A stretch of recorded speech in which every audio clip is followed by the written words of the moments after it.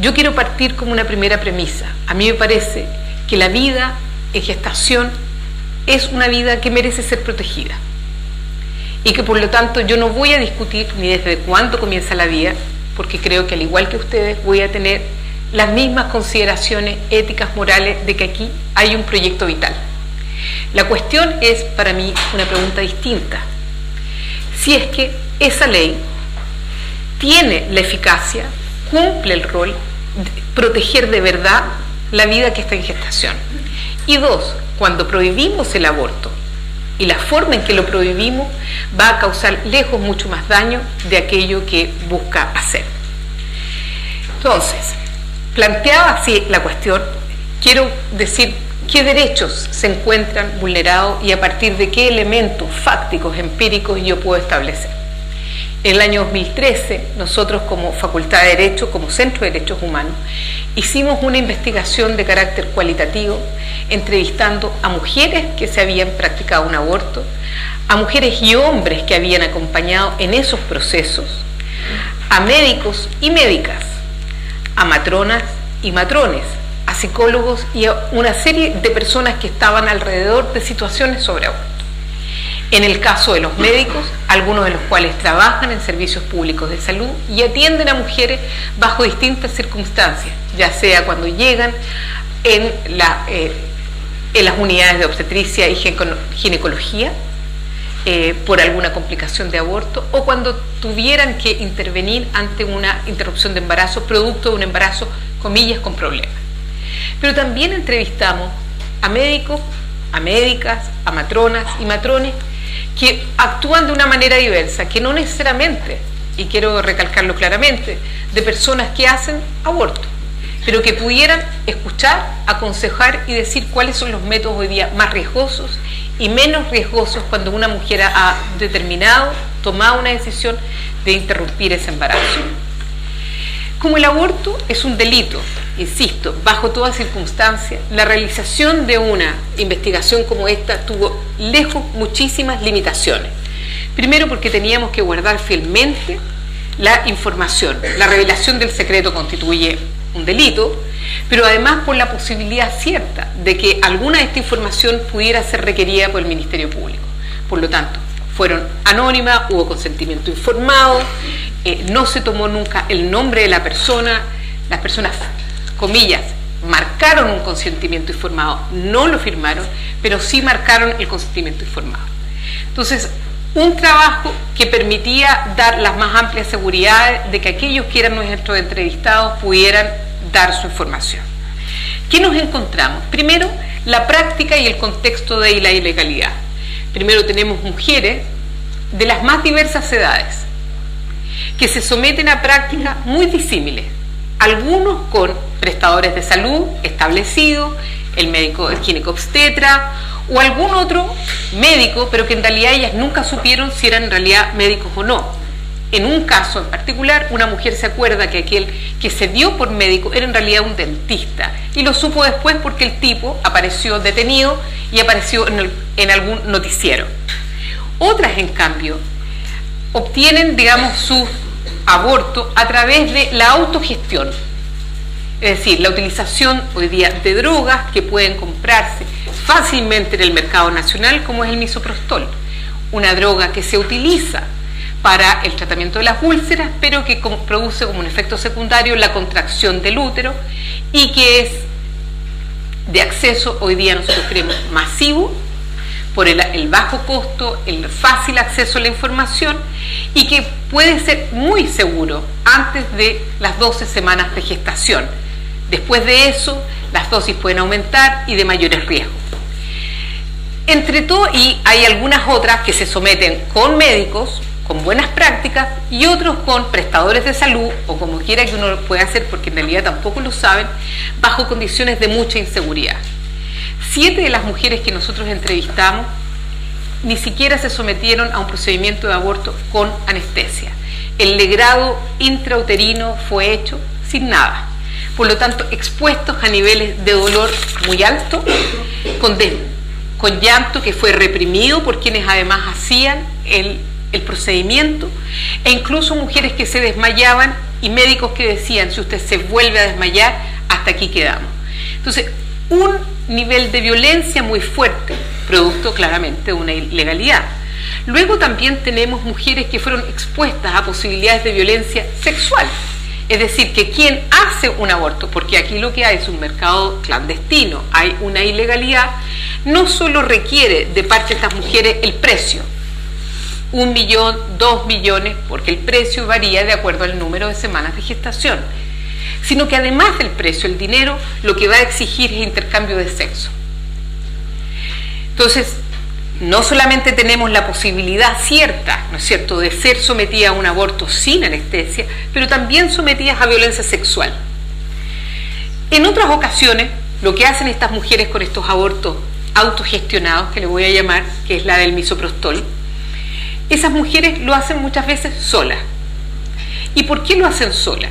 Porque no quieren involucrar absolutamente a nadie en una decisión que ellas han tomado y que pudiera tener un efecto adverso en el entorno. O sea, no lo sabe su familia, no lo saben sus amigas, e incluso hay un caso en particular de una chica que lo hace el día en que todas sus amigas se van, ella es una estudiante universitaria, para que nadie esté en riesgo si es que algo malo, comillas, pudiera pasar. Entonces, nuevamente, si la toma de decisión fue conflictuada por distintas razones, yo no escuché a ninguna mujer de todos los relatos cuya experiencia fuera de una decisión para abortar, para interrumpir ese embarazo de manera fácil, pero que finalmente cuando toma esa decisión, además, el entorno le empuja a una condición de silencio. Pero ojo, cuando nosotros hablamos de la práctica y la ilegalidad, también participan otros. Participa la propia familia, cuando es la familia la que impone la decisión del aborto. Y así pude escuchar una mujer que por primera vez hablaba sobre el tema. Quien lleva a hacerse el aborto es su madre. Ella dice, mi sexualidad fue impuesta por mi novio. Luego, el embarazo en consecuencia fue impuesto, pero la decisión de abortar también. Y por una razón muy obvia para ella, porque su mamá, que era una familia, debo decirlo, muy católica, le tenía el qué dirán, y por lo tanto ella no iba a soportar que su hija se quedara embarazada y fuera del matrimonio. Entonces, para ella, el silencio fue la imposición de una sanción que no vino siquiera de parte de ella, sino que de la decisión de su madre, que de eso nunca más se hablaba. Y es una mujer que no repetiría nunca su experiencia. Ella así me lo relató, pero que ella dijo que ella sentía que las mujeres son las que tienen que decidir, que es bien interesante. Ella dice, yo no volvería nunca a estar ni someterme a una situación como esa, pero yo no puedo permitir que a otras se les diga cómo y qué deben hacer. Entonces tenemos el silencio, tenemos la situación de violencia, que puede ser por la utilización o no utilización de anestesia, la violencia sexual, pero también el miedo que cruza todos los relatos de las mujeres, cada una de ellas, incluso con los mejores médicos, condiciones, hablan de ¿qué pasa si yo no despierto? ¿Qué pasa si me van a sedar y si me pasa algo? ¿Qué pasa si este hombre que me está haciendo esto me hace algo mientras yo estoy dormida? Porque su temor es que el contexto de ilegalidad las deje en completo desamparo. El miedo a morir y el miedo a ser pillada. Entonces lo que tenemos es mujeres, 7 de estas mujeres tuvieron complicaciones por sus abortos, 7 de 40, que puede ser poco, mucho, fueron ellas, es lo que salió, digamos, de estas conversaciones con estas 7 mujeres. 2 de ellas fueron a establecimientos privados de salud después de unas hemorragias, otra a establecimientos públicos. El trato fue disímil entre unas y otras. Lo interesante, y aquí viene la otra forma de violación a derechos, tiene que ver con lo que yo llamo el silencio institucional. O sea, estas mujeres que llegan a los servicios de urgencia por estos sangrados, todos, según ellas, se dan cuenta que aquí algo pasó. esta no es, digamos, una hemorragia cualquiera. Pero todos miran al techo, hay, como ellas dicen, los silencios y el ajá son decidores. Más aún, en un caso de una chica que termina hospitalizada en el Hospital Juan Noé de Arica, luego de haberse hecho un aborto con un médico en Tacna y tiene las complicaciones y llega hasta Arica, estaba registrado en su ficha médica de que ella estaba embarazada. Entonces, cuando le preguntan, ¿y por qué ya no está embarazada? Entonces, nadie pregunta, y es silencio institucional, porque eso es lo que nos obliga a mirar todo al techo.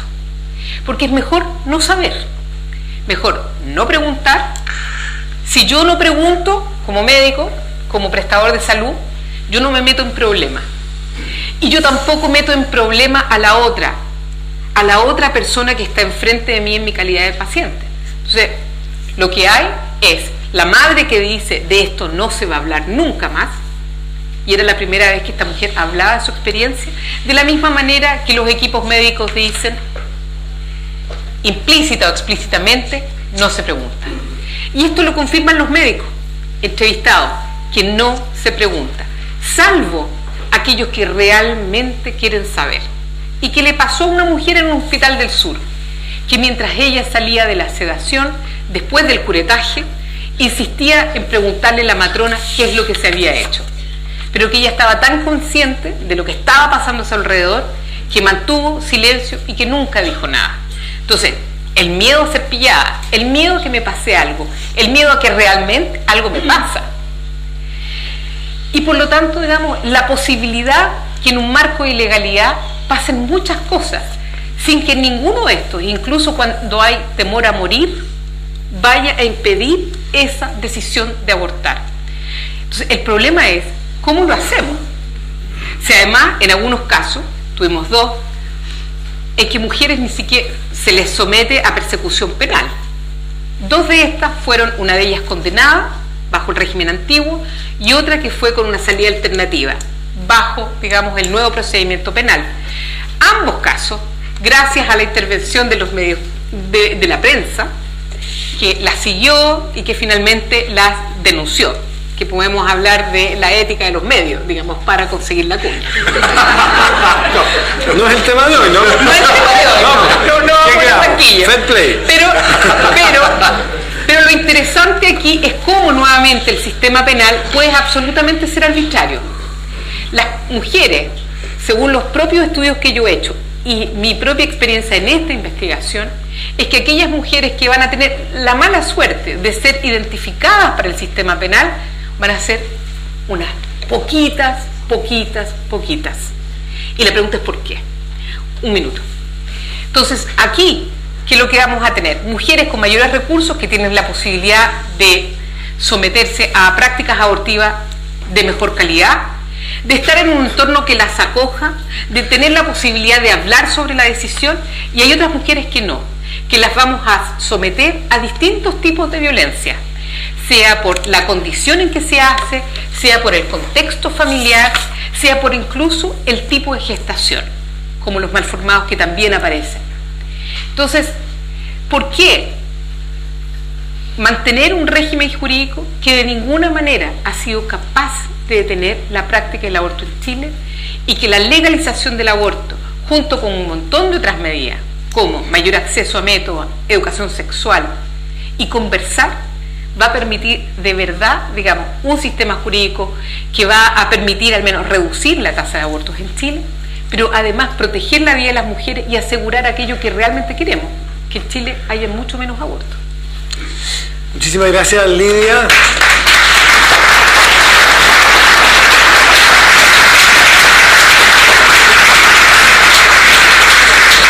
Gracias a Lidia con sus primeros 15 minutos. Ahora quiero dejar con ustedes a Elard Koch. ¿Está bien dicho? Sí, bien Elard dicho. Koch. Sí. Él es epidemiólogo. No puede llamarse Elard Koch y además epidemiólogo. Epidemiólogo. Epidemiólogo. Doctor en Ciencias de la Universidad de Chile, director del Centro de Medicina Embrionaria Experimental y Salud Materna. Es investigador de epidemiología molecular y salud pública y además es columnista eventual de el Chile B, un sitio en internet. Elard, tus 15 minutos, por favor. Muy bien. Bueno, gracias por la invitación. La verdad, las cosas que compartir la experiencia de mi oficio, que es la investigación, que es lo que amo hacer, ¿ya? Que muchas veces se queda dentro, encerrado de las paredes académicas, ¿verdad? Y muchas veces esa información no llega, digamos, a toda la gente, y a veces no llega también en el lenguaje adecuado, así que si algún término no me explico bien, usted por favor me corrige, me dice, y yo trato de explicarlo. La epidemiología tiene que ver con, es una rama de las ciencias de la medicina que estudia cuáles son los determinantes y la distribución de los problemas de salud y de distintos factores en la población, ¿ya? Y es fundamental para determinar la magnitud de un problema para que se puedan diseñar estrategias proporcionales, ¿ya? Por ejemplo, tenemos la enfermedad de las vacas locas, por ejemplo, ¿verdad? Que son 10 o 11 casos que pueden ocurrir al año, y por lo tanto entonces es distinto de un cáncer cervicuterino, donde se nos están muriendo al año más de 600 mujeres, ¿verdad? Entonces por lo tanto tenemos que tener ideas para diseñar estrategias proporcionales, y la epidemiología es la ciencia que se encarga de este tipo de cosas y también de estudiar cuáles son las causas de las enfermedades. Y en esta mirada del aborto, nuestro instituto tiene dos áreas de investigación. La primera es la medicina embrionaria experimental, donde se está buscando un tratamiento para el síndrome de Down en útero, ¿ya? Y la segunda es obviamente la salud materna, porque tiene que ver con este binomio de madre e hijo, porque siempre en nuestro instituto tenemos un lema, siempre hay dos pacientes, ¿eh? Tenemos a la mamá y tenemos al hijo o hija en gestación, y estos dos pacientes entonces son siempre uno en la consulta del médico. La ecografía, por ejemplo, no se hizo, en este caso la ecografía obstétrica no se hizo para verle el colon a la mamá, ¿ya? Sino que se hizo para ir vigilando cómo va ese pequeño creciendo, si es que tiene alguna patología, para prepararse para el momento del parto y recibirlo, ¿ya? Si hay una placenta previa, para tomar los cuidados apropiados, ¿verdad? Entonces siempre hay dos pacientes, y este médico obstetra siempre está tratando, ¿no es cierto?, a esta madre y a este otro paciente que es el hijo o hija en gestación. Y nosotros como científicos obviamente también estamos tratando de desarrollar terapias más tempranas, es decir, para tratar enfermedades congénitas, por ejemplo, en el periodo embrionario, porque los niños con síndrome de Down nacen muchas veces con problemas del corazón. Y queremos tratar de evitar eso. Queremos que el déficit cognitivo no sea tan grande, que nazca más cercano a lo normal y su independencia sea mayor. Entonces, mientras más temprano intervengamos, va a ser mejor. Hoy día ya tenemos la medicina fetal, por ejemplo, que trata enfermedades del niño que están dentro, ¿no es cierto?, del útero, y ya la expectativa de vida de muchos problemas que antes no tenían posibilidades de salir adelante, hoy día sí se corrigen, y así va avanzando la ciencia médica y nos va otorgando, ¿no es cierto?, un mejor estándar de vida en todo sentido. Desde este punto de vista, creo que hay información de los últimos estudios que nosotros hemos publicado. En el campo académico, nosotros los científicos en realidad tenemos cierta exigencia, o sea, como cualquier maquinaria productiva, ¿verdad? A nosotros nos exigen publicar en revistas científicas, ¿verdad?, en las universidades y todo, y nos miden por eso, digamos. Ese es como quien dice nuestro input. Y si no publicamos, no somos muy bien evaluados y no vamos avanzando. Así que tenemos que investigar y generar conocimiento. Y en este tema del aborto, yo quiero hacer el énfasis sobre la información epidemiológica, tanto de la prevención del aborto en Chile, ¿ya? Y de cómo cuando se llega oportunamente a atender a un embarazo en condiciones de vulnerabilidad, porque una de las cosas importantes es saber que una mujer que está con un problema de aborto, de intención de abortar, está en una condición que se llamamos embarazo vulnerable. Siempre hay una condición de vulnerabilidad. Como bien decía la profesora Casas, por ejemplo, que puede haber una situación de coerción, coacción. En un estudio que acabamos de terminar y que estamos preparando ya el artículo para enviarlo a una revista para que lo empiecen a revisar y nos empiecen a criticar el estudio antes de publicarlo, estudiamos 3.147 embarazos no planificados, de los cuales 20%, alrededor de 500, para poder ya, 15 a 20%, son embarazos donde la mujer tiene la intención de abortar. Y estudiamos la edad, estudiamos una serie de factores ya de estas mujeres. El promedio de edad es más o menos 22 años. Vale decir, se concentra la intención del aborto en mujeres jóvenes. Esto es muy interesante dato, porque ya decimos, bueno, ¿dónde tenemos que enfocar estrategias preventivas? Tenemos que ir a enfocarlos dentro de mujeres que están en este rango de edad. 36% menores de 20 años, ya 80% de estas son entre 18 y los 19, entre los 16 y los 19, perdón. ¿Cuáles son las motivaciones que estaban detrás de esta intención de abortar? Y estas mujeres, en realidad, en un 44% declararon que era la coacción, la coerción. Por ejemplo, ya en el estudio de la profesora Casas, que de 40 mujeres, digamos, que es un estudio de testimonios, digamos, aparece, por ejemplo, este fenómeno. Y es claro, es un fenómeno epidemiológico tremendamente importante y fuerte. 44% coacción, coerción. Un 2,1% estaba presente la situación de abuso sexual generalmente reiterado, porque el asalto que ocurre aleatorio en la calle de una mujer una sola vez es muy difícil que termine en un embarazo. Digamos, tiene una muy baja probabilidad, es menos de 1 en 1000. Porque tiene que conseguir que haya ovulado, porque además el 30% de los violadores tiene disfunción sexual y no eyacula, porque el 20% usa condón cuando las viola, ¿me explico? ¿No? O sea, entonces esa probabilidad cae, pero en el abuso de una persona conocida, reiterado, ahí está el problema, es decir, generalmente puede ser un familiar, un vecino, alguien que está rodeando ahí, que frecuentemente está, digamos, abusando de una niña o de una mujer. El 2,1% entonces tenía este problema. El 20% se debe a temor a la reacción de los padres o la pareja. Simplemente un temor tremendo, terrible a esta reacción. Porque sienten que, adolescentes por ejemplo, sienten que las van a echar de la casa, etcétera, y no, entonces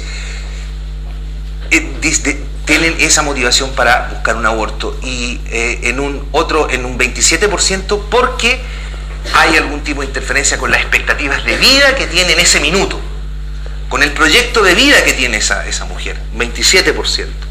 Esto nos da más o menos que un 90% de los abortos tienen un motivo bien establecido. Esto nos ayuda también a decir, bueno, el embarazo en sí mismo y el hijo en ese minuto que está en el vientre materno en ese minuto, no es el principal agente por la cual quiere abortar, sino porque hay una motivación detrás en la cual el miedo, la violencia, la coacción, ¿ya? Desencadena ese aborto. Entonces, por lo tanto, cuando se diseñan estrategias preventivas sobre este tema, el resultado es realmente asombroso. Cuando se ataca el problema, por ejemplo, la coacción, con el apoyo adecuado, ¿ya? Cuando se ataca el problema del abuso sexual, con el apoyo y el acompañamiento adecuado, cuando se ataca el problema de las expectativas de vida y se le ofrecen otros caminos, ¿ya? Cuando se ataca el problema del temor a la reacción, ya sea del padre, de la madre, de ambos o de la pareja, y hay un apoyo detrás, el 87% de estas mujeres no abortó. Sin embargo, sí hay un residual que en este momento estamos investigando, que sí igual abortó, ¿ya? Y otras que abandonan este programa, digamos, de experimental de intervención. Y entonces nosotros nos damos cuenta, estamos contentos con los resultados, porque podemos prevenir el tema, ¿ya? Y esto es compatible con la historia de Chile. En 1965 se morían alrededor de 130, 150 mujeres por complicaciones de aborto. De esas 150 que morían, el 47% lo hacía por complicaciones de abortos ilegítimos, inducidos, digamos, en la clandestinidad. Hoy día no se mueren mujeres por aborto inducido. Y eso, redujimos la mortalidad un 99%. En 1965 se iniciaron programas, por ejemplo, los programas de fortalecimiento del cuidado prenatal. Matronas por todas partes, digamos, en los consultorios. Programas de planificación familiar, donde la mujer que llegaba a un aborto se le ofrecía algún tipo de método anticonceptivo. Aumentó el nivel de educación de la mujer. En 1965, de cada 1000 mujeres que llegaban a parir a los hospitales chilenos, 150 eran completamente analfabetas. Hoy día es raro eso. Hemos crecido como país, nos estamos desarrollando más humanamente.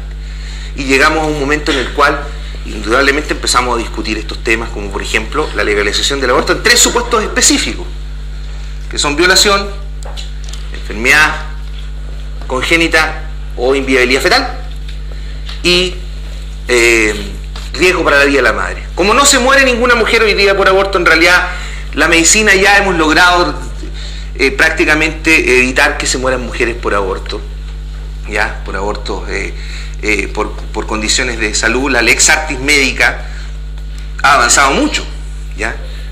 Por ejemplo, antes un pequeñín de 28 semanas no podía sobrevivir, era raro que sobreviviera. Hoy día son 23 semanas y 500 gramos de peso. 23 semanas. ¿Cómo? Entonces, siempre a mí algunos alumnos me preguntan, ¿por qué no la ley? Yo digo, la ley mata la ética, le digo yo. Porque la ley es corta, simplifica, dice, bueno, aborto aquí, ahora. En cambio, la ética médica, cuando hay una ley que es no permisiva, la ética médica es reflexiva. El médico reflexiona sobre su caso y luego aplica la medida más apropiada. Y a veces, si tiene que inducir un parto, ¿ya?, o tiene incluso que realizar una acción que termine con la vida de ese hijo en gestación, en un aborto, pero que salve la vida de la madre, lo hace. Y por eso no se nos mueren mujeres, y hoy día tenemos uno de los mejores estándares de salud materna. Solo estamos, fíjese, Canadá, Chile y Estados Unidos, ¿ya? Eso nos dice entonces que nosotros tenemos muy buen estado de salud materna, de salud infantil, y entonces nosotros tenemos que pensar que es porque lo estamos haciendo bien como sociedad, lo hemos hecho bien en este último tiempo. Y esta preocupación trascendental por este binomio, por esta madre y por este hijo, es sin duda algo que ha orientado siempre las políticas de salud pública del país.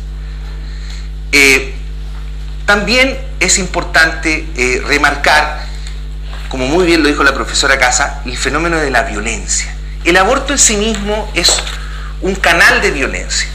Si está siendo coaccionado es violencia, ¿verdad? Pero la mujer que se somete a un aborto generalmente tiene síndrome de estrés postraumático. Un estudio interesantísimo en Suecia mostraba que comparaba mujeres que habían abortado un aborto inducido con mujeres que habían abortado en forma, o sea, que habían tenido un aborto, una pérdida espontánea, porque muchas mujeres tienen abortos espontáneos, usted sabe, o sea, que ocurren en forma natural, por decirlo de alguna manera. Entonces, los dos grupos tuvieron similares tasas de estrés postraumático al momento del aborto. La mayoría tiene un síndrome de estrés postraumático, pero que en la mujer que tiene aborto espontáneo se pasa a los 6 meses, así que el aborto nunca es un fenómeno como sacarse una muela, digamos. Siempre es un fenómeno que marca la experiencia de vida de una mujer. Pero solo el aborto inducido generó un subgrupo de mujeres, que era alrededor de un 30%, cuyo síndrome de estrés postraumático no se supera y generó depresión, conducta suicida o ideación suicida. ¿Por qué razón? Porque no pueden superar el fenómeno, el hecho de haber tenido, ¿no es cierto?, o haber eliminado a uno de sus hijos, digamos, ¿ya? Y esto, los estudios muestran entonces, como les digo, que el aborto no es inocuo. Nunca es inocuo, sea legal o ilegal. Para terminar, por ejemplo, cuando hablamos de estatus legal, solo estamos hablando de estatus legal, pero es claudicar contra el aborto. Entonces, es claudicar contra el aborto, es simplemente cambiar para que éste se realice en mejores condiciones, como bien dice Lidia Casas, pero no estamos claudicando contra lo que podemos hacer, que es prevenirlo. Y eso me parece que es clave en este debate, porque ya tenemos experiencia acumulada de 40 años de aborto legal en países y contamos con mucha más información que en los años 70, donde se vino esta ola de legalizaciones de aborto. Y por lo tanto, entonces, considerando la información científica de hoy, pienso que lo clave no es aquí establecer una ley en 3 supuestos específicos, sino que pienso que es prevenir el aborto y desarrollar estas estrategias preventivas que están científicamente evaluadas en nuestra población y que están dando tan buenos resultados. Muchas gracias. Muchas gracias, Alar.